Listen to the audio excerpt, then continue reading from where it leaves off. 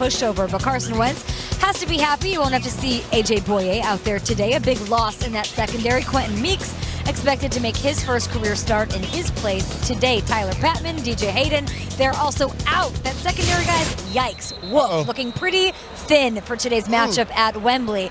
How is Carson Wentz and this offense and those weapons, how will they exploit Jacksonville's banged-up corner? Steve, I'm looking at you, and I'm thinking it's in the slot. Nelson Aguilar has been up and down this season, but we know his potential. He had 8 touchdowns last year, just under 800 yards. And you got to think Alshon Jeffrey is going to be hanging out with Jalen Ramsey, so Nelson Aguilar could have a day. Well, first of all, Nelson Aguilar has not been up and down this year. When you talk about coming out of USC, what he had to do and what he did not do, he's playing up to his potential. He is being used well in the slot. He's, I think, one of the young up-and-coming guys who you could depend on, kind of like a Donald Driver was, reliable, dependable, and runs great routes. Should have a great game today. He should have a great game. Attack the slot. Because here, I hate to say it this way, but I saw a guy, it's a unicorn, out of Jacksonville secondary, number 22, Davis. What about He was a unicorn. I ain't never seen one of those in the secondary. You never seen a guy number 22? He was different. He was different. Did he look like me? He looked just like you. Wow. Let me tell you something. When I see somebody looking like you, Kyle, lined up in the slot, Go on. man, I could be 56 years old and I can still play. Steve. I'm the Line kicker. me up. Listen, we know the Jaguars secondary has a big task in front of them. Yeah.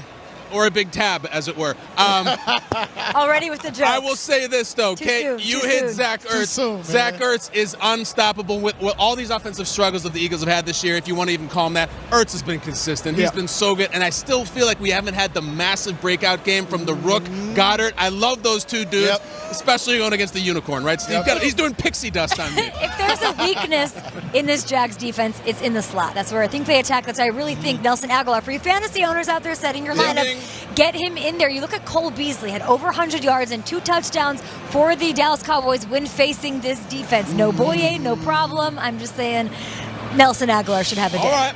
They've been getting outscored 90-28 in the last 3 games. That is a ton of points. This defense is not holding up the end of the bargain. But I got something else.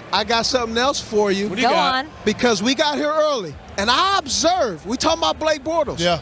Those guys were working out. Cody Kessler was working out on the field. What I believe, Daniel Hackett was orchestrating specific plays and certain things.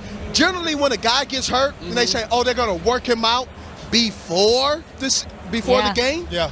They were doing the same thing. I can tell you this right now. Ready for him to go in the game. Blake Bortles come out there BSing. Hey, son.